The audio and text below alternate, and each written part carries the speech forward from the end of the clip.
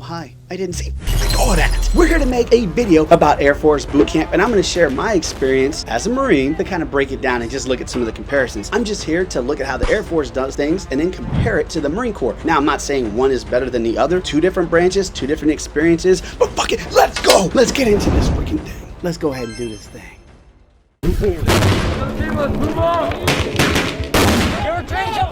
Okay. This I'm talking what I'm talking. is Air Force Boot Camp.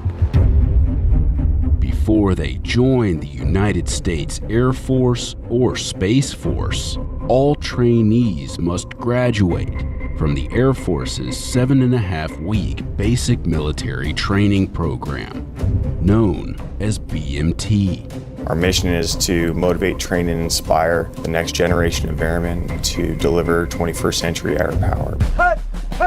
I'm going to go ahead and give it to the Air Force. That looks kind of badass. When I was first looking at joining a branch before I ended up in the Marine Corps in 2007, the Air Force videos look completely different. Like their boot camp videos, night and day. Good for you, Air Force. Good for you. That looks sick. Training happens here at Lackland Air Force Base, located just 10 miles outside of downtown San Antonio, Texas. On a sweltering week in August, insiders spent 4 days observing different squadrons at various stages of training. Whenever I said I was going Air Force, everybody's like, oh, the Chair Force, like basic's gonna be nothing. And I was sitting there thinking, man, I should have went another route. This is gonna be way too easy. What other route is that dude talking about, bro? The Air Force is one of the easier boot camps. Like I said, it definitely looks a lot more intense, but what other option were you gonna go, bro? Come on. Come on. You're wearing your failure all over your face. And I could not have been more wrong. On day 1, new trainees arrive on a bus from the San Antonio airport. Some of these kids come here never having left home, no job experience, but not long after they leave here, they're going to be given a job and a task and expected to perform that task with no supervision. There, hug your back, nothing falls out. That's all this comes. About 35,000 trainees graduate from BMT each year. The average age of a base. I gotta stop right here. Yeah, when we're first issued our year in the Marine Corps, this is where they start treating you like shit. Right off the bat, they're throwing stuff at you. You're doing everything by the numbers. They're not gently tucking in your bag. I'm just saying. Basic trainee here at BMT is 20.6 years old. What that means is they don't remember a time when our nation wasn't at war, but they raised their hand anyway, and they said they want to serve. All trainees are sorted into smaller groups known as flights. Although training squadrons are composed of both male and female trainees, the flights are divided by gender. During 0 week, male trainees receive haircuts. Even the haircuts female look more trainees gentle, bro. must wear. Whenever we were getting our haircut, you'd see dudes with like blood dripping down the side of their head because you got a mole or something, they're yanking that fucking thing off. Their hair in a bun, a ponytail, or up to 2 braids. Today, 20% of the Air Force's active duty service members are female, along with about 25% of all trainees at BMT. Trainees learn how to line up and march in formation from their military training instructor, or MTI, which for some can be easier said than done.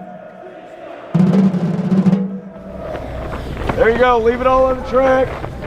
Mornings at BMT begin at 0600 with physical training. 5 seconds. Come on, man. Keep going.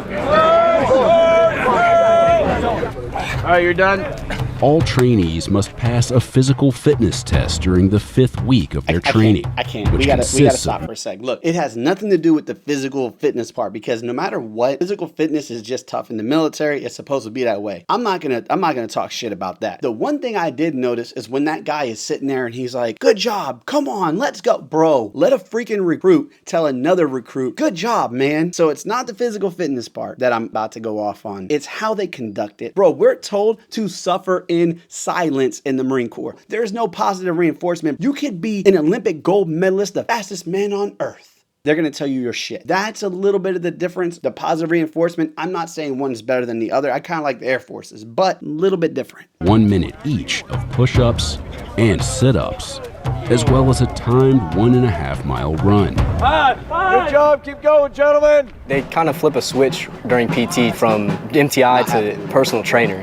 Good job. Good run. Like they come in and they really encourage you. If you're struggling, they'll tell you like, hurry up, let's get this done, and they'll do it with you. There you go. Burn through this last lap. There you go. After morning PT, it's time for breakfast, known as chow. But meals aren't a time for relaxation. Sir, flight 727, dormitory Alpha 1 is prepared to enter the dining facility from the west side. It's the responsibility of the chow runner to announce their flight's arrival to the dining facility. Storm Bravo 6 is prepared to enter the dining facility from the east side. Bring him in and seat them. Bring him in and seat them. Yes, sir. Thank you, sir. You gotta do the right amount of steps, the right drill movements.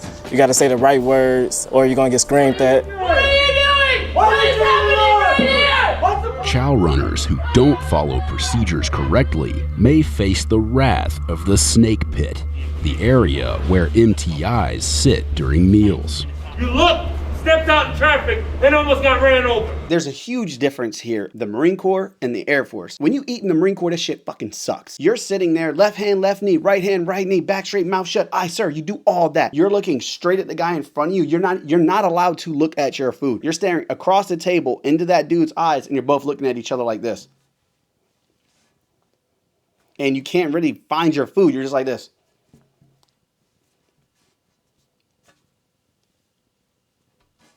A little bit different, and I'm gonna go ahead and say it. The lady in blue that's sitting in the snake pit,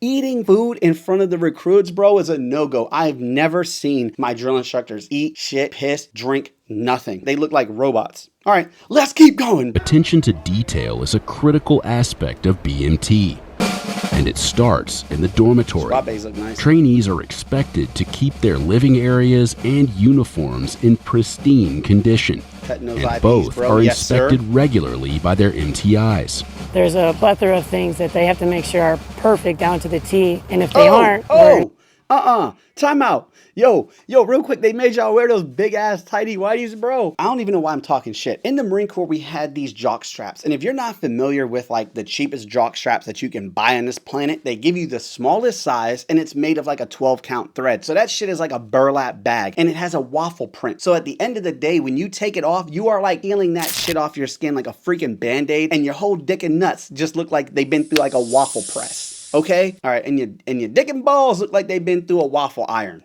All right. So I can't really talk trash, but y'all need to do something about that, Air Force. let them know that this does not meet the standard. They're going to be expected to correct it. During 0 week, each trainee is assigned a rifle, which they learn to care for. My heels are pretty much trying to touch the ground, and I'm facing downrange. 35% of BMT is classroom instruction. Right now, what you're gonna do is go to the high kneeling position. Trainees learn the basics of how to hold their rifles in a variety of different shooting positions. Because we're an expeditionary force, an airman can find themselves in any location around the world really at a moment's notice. So we have to maintain our qualification. Love it. I think the Air Force needs to do more hands-on rifle stuff. Now, obviously, if you're going into pararescue or combat control or something like that, you're going to get a lot more hands-on your firearms. I will say the Marine Corps has a big focus on our firearms. For an example, we do something called Grass Week where it's just like it sounds. It's just as interesting. You sit and you're staring at a barrel and you're just aiming down your sights for hours on end. Then you go to the kneeling. Then you do the standing position. All that fun stuff. Every Marine is a rifleman. Not every airman is a rifleman. Different purpose, different training. I get it. But I freaking love that you guys are hands on your guns. Let's go. Air Force is stepping it up. Good, man. Whatever. Let's keep going. In our service weapon. Nowhere is attention to detail more apparent than in drill practice. Get your jump. Stay in step. Drill is a lot of precision and discipline incorporated into certain movements in a formation. I will say during the first couple weeks of training, they are drinking from a fire hose. The drill is much more difficult for them because they are having an overload of information being given to them. Left foot, left, right, left. Typically after the second or third week of training is when it all starts to make a little bit of sense, and around that time is when... All right, so this video doesn't show it, so maybe if I got some Air Force, drop it in the comments below. Did you guys do a ton of drill? For an example, the Marine Corps focused a lot on drill. We drilled every single day from the moment you get into boot camp until you get out of boot camp. Now, we didn't drill as much in the Crucible the last like 72 hours, but for the most part, we're drilling every single freaking day. Let me know. Training culminates in week 6 with an event known as BEAST, which stands for Basic Expeditionary Airman Skills Training. BEAST puts them through all the things that they have learned in 5.5 to 6 weeks, and we rehearse it, if you will. Okay. During BEAST Week, trainees live in a simulated combat environment and are tested on various field training exercises and scenarios. I want their backs to hurt, and I want their feet to hurt after that 5 days of training out in the field, because they need to ingrain to them right now the character. What does it take to be our agile airman and our agile guardian in the United States Air Force? During combat arms training and maintenance, trainees learn how to handle and fire an M4 carbine. Forward. Low. Trainees first learn how to safely load and fire their weapons in the classroom before heading out to the firing range. The line is ready. Fire! Where they'll fire their weapons from several different positions. Trainees fire a total of 76 rounds and must hit their target on at least 12 of them. Trainees who score 22 or higher qualify as expert. The reload is out with the old, in with the new. Slap the ping pong paddle, that ball on the side of your gun, and shoot. If they lose fundamentals, they get frustrated. They tend not to qualify. You guys ready? Yes, Yo, I freaking love this. Very similar to the Marine Corps, but also very different. When we get out into the range, the Air Force and the Marine Corps, exactly the same in terms of stress levels. They bring the stress levels all the way down because you're handling live firearms. In the Marine Corps, they turn us over to our range coaches, and we have somebody that's being more of a coach than an instructor. Like, they're not in your face, yelling at you, telling you to fix your stuff. The goal behind this is to make you a great shooter. They're not trying to stress you out. They're not trying to do all that stuff. That's what they did in the beginning. Now, we did shoot a lot more in the Marine Corps than what it looks like in the Air Force, but once again, every Marine is a rifleman. There's a big emphasis on weapons. We didn't have any of the shooting stuff that you guys see. Like, we don't rest our weapons on anything. If you're in a standing position, you are in the standing position. The weapon is supported with your body and your sling. So you have like a parade sling and you lock it up nice and tight. A little bit different here. When I was in, we were shooting iron sights at 100 yards, 200 yards, or yeah, do we still shoot 200? I can't remember. 300 yards and definitely 500 yards iron sights, laying prone position, and you have to make adjustments on your rifle. It doesn't look like they're shooting their course of fire at those ranges. Like I said, drop those comments below. You all got to teach me about the Air Force. Man, I'm trying to learn. I like this. This is fucking sick. All right, let's go. Let's do it again. Let's go. But if you keep them motivated, that part will ensure that they either qualify or get that expert. There's a sense of accomplishment that when an airman leaves here, that they're confident in holding and operating a weapon. Some people come here, they've never touched any weapon of any kind in their life, so that confidence is important to us. CBRN, CBRN. Trainees don gas masks during CBRN training, where they learn how to protect themselves during a chemical, biological, radiological, or nuclear attack. Let's go, let's go, let's go! Get out of here! Trainees run through a simulated attack and conduct post-attack reconnaissance of their surrounding area, where they check for damage, as well as any unexploded explosive ordnance.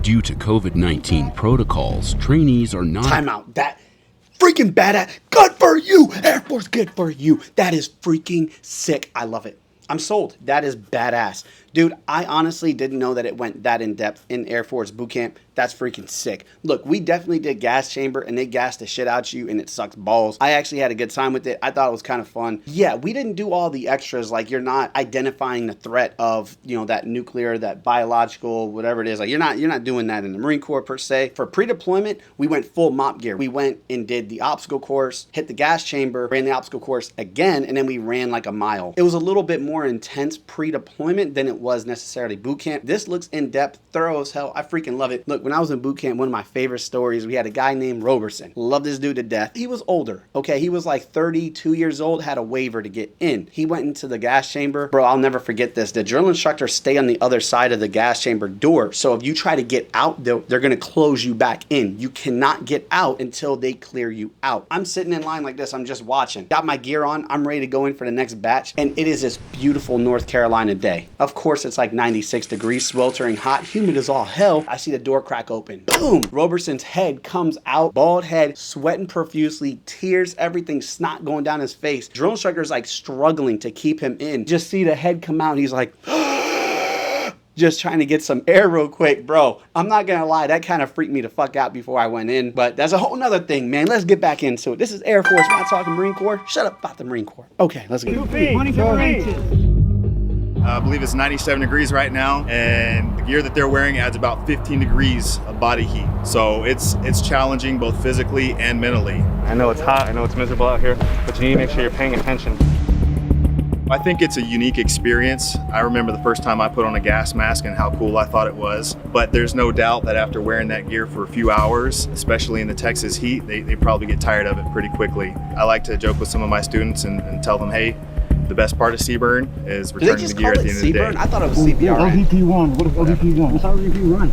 Figuring out how to coordinate with your team, that would be the most difficult part, especially in like all that really clunky gear. It's hard to move around, but it was still fun.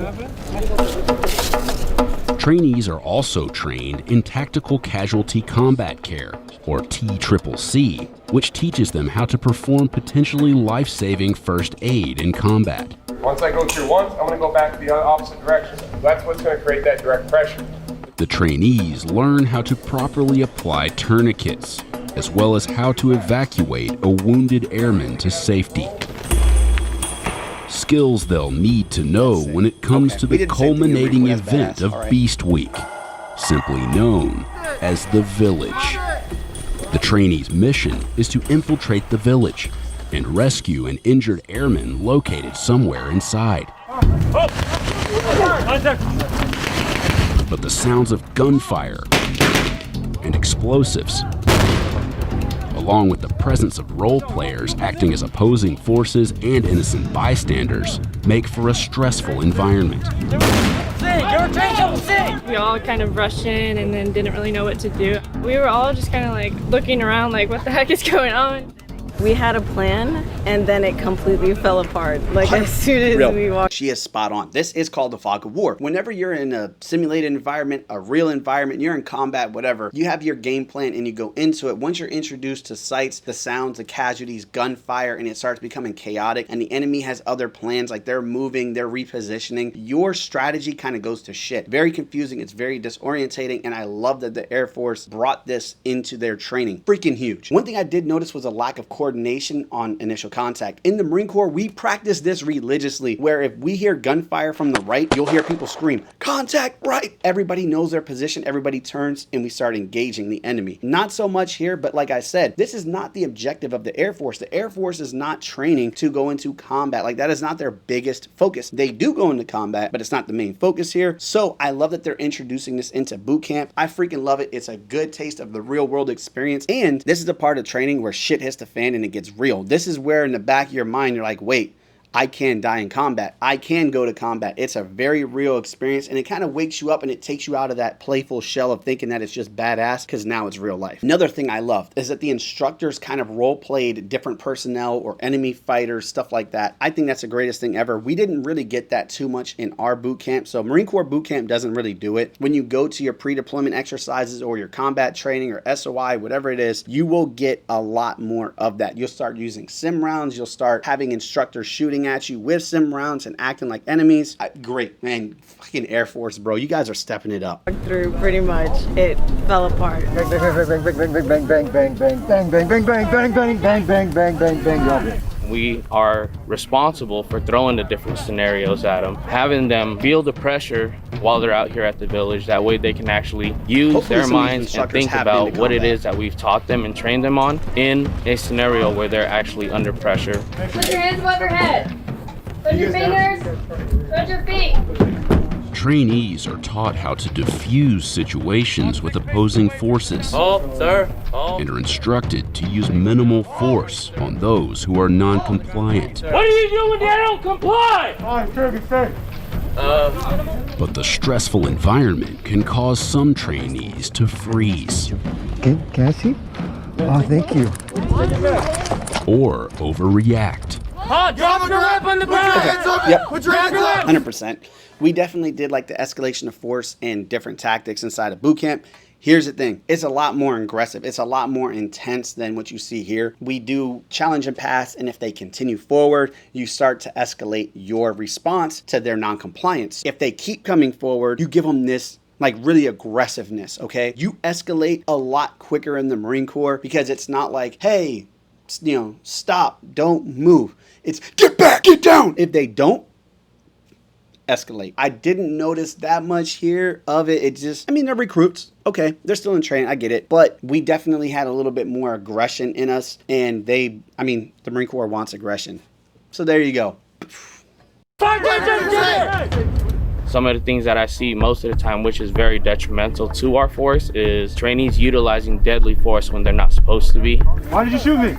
You have a grenade in your hand and a weapon in your hand, sir. But how did you know it was a grenade? You're that far away, you don't know. And I'm not pointing my weapon at you, why would you shoot me? Whoever this instructor is, I freaking love that dude. He's like, hey, how did you know I have a grenade? Why did you shoot me, bro? Like, he has this personality and this touch to it that kind of adds a little bit of humanity into it, because a lot of people don't know this, but yeah, we're not going and just shooting every single person. If we were going into Afghanistan and we were allowed to shoot and kill everything that's there, there wouldn't be an Afghanistan right now. All right, we'd be having McDonald's and shit over there right now. We don't do that. So you really have to have that shoot or no shoot. And this is why the military in general, I'm about to say Marine Corps, the military in general just has a black and white mindset. They're either a combatant or they're non-combatant. Threat, no threat. Shoot, don't shoot. Because if you have to think about things, it takes time. The longer you have to think, the longer it takes to react. So we try to break it down. I love that he added that human element because it's showing your overreaction can be just as bad as not react. If you go to engage somebody and they're not a threat and you kill them, you're going to jail for murder. It's the same thing. The rules still apply. Capital murder, all that fun stuff still applies to military personnel, whether you're stateside or you're deployed. So in Afghanistan, in Helmand Province, we had a guy start rushing our entry control point, or our ECP. We couldn't tell what the hell was going on. The dude is in like a full-blown sprint. So we launch a pen flare at him. Like, get back. Dude keeps advancing. As he gets closer, our threat meters are going up because in our brain, this is somebody that's about to blow himself up. Once he got closer, we noticed there's a lot of blood on his clothes. Turns out his daughter was blown up by an IED that the Taliban had set up in that area for us. So we went out and provided medical aid for him. They're not always a threat, but you need to know when and when not to shoot. I love that instructor. Great job, bro. Like, let's go, Air Force. You guys are making me proud, man. I love you guys, man. Let's Obviously, freaking go. we all know that's against code. It sets us back in a mission that we're trying to accomplish overseas. Bang. Hey, sir. Hey, wingman. Bang. What are you doing right now? No 360-degree perimeter. I want them to make mistakes. I want to correct those mistakes and tell them this is why it was a mistake and move forward from it. Good for you, bro. Y'all are all trained in T-Triple-C, right? Somebody send us down airmen then. Once the trainees reach the injured airmen, they must quickly and safely apply T-Triple-C Wake up. Calm down and think. before evacuating them to safety. You guys ready? We're going this way. Let's go. Hey, this is why we train out here. This is why we harp on all of those things that we teach you when you're doing FEST and T-Triple-C, because all of this stuff comes into play whether you're here or downrange, and you have to apply real world. Hey, if you shoot somebody out in the desert and they didn't have opportunity, capability, and intent, you're going to Leavenworth.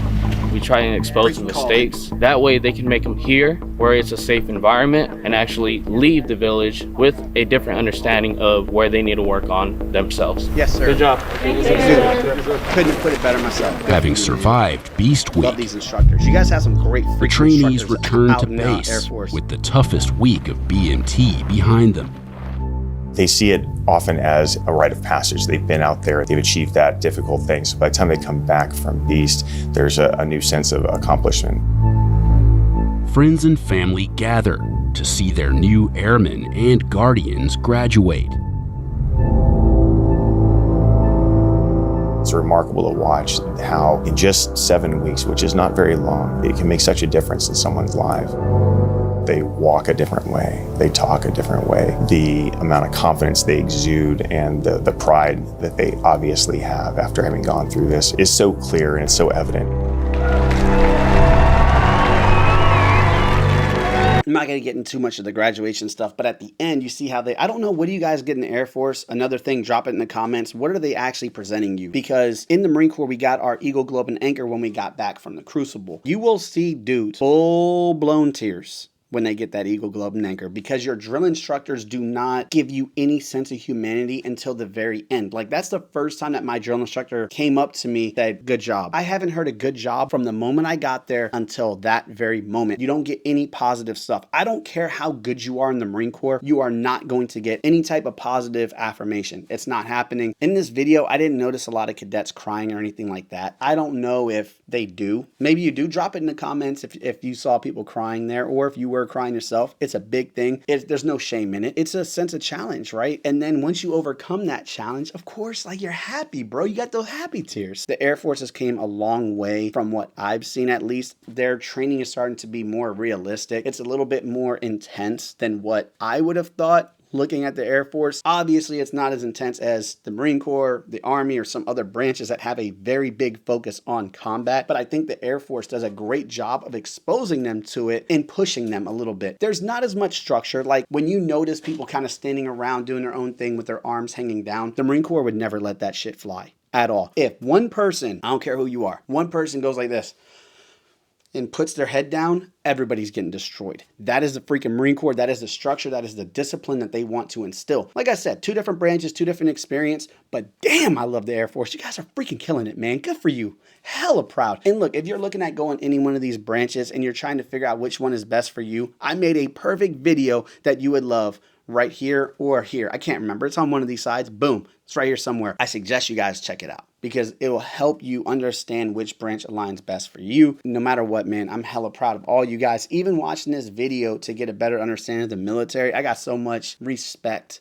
for you, because it is a huge step and you're doing the right thing. You're getting as much information as possible before you make one of the biggest decisions in your life. So good for you, man. This is a little bonus, just a little bonus tip. One thing, if you're getting ready to go to boot camp, I don't care if it's Army, Air Force, Navy, Coast Guard, I don't really care, Space Force, whatever it is. When you go there, think about this. They want you to pass as many times. I don't care if it's day 1, day 15, day 40, they want you to pass, because they spent a lot of money getting you down to boot camp. Think about that. Even when the instructors are like, you're not going to make it, we'll freaking drop you, whatever. Put that in the back of your mind, and always remember, they want you to pass. They want to add you to their force. They need personnel, okay? Don't be scared out of it. They want you to be there. It's like a job. When you go into a job application, in your mind, you're like, oh, I really need this job. Well, guess what, bro? They really freaking need you too. Trust me, man. You guys can make it. If I can do it, anybody can, okay? I'm the epitome of that. So make sure you guys subscribe, hit that like button, and check out that other video of which branch is best for you. And until next time, see ya. Love you guys.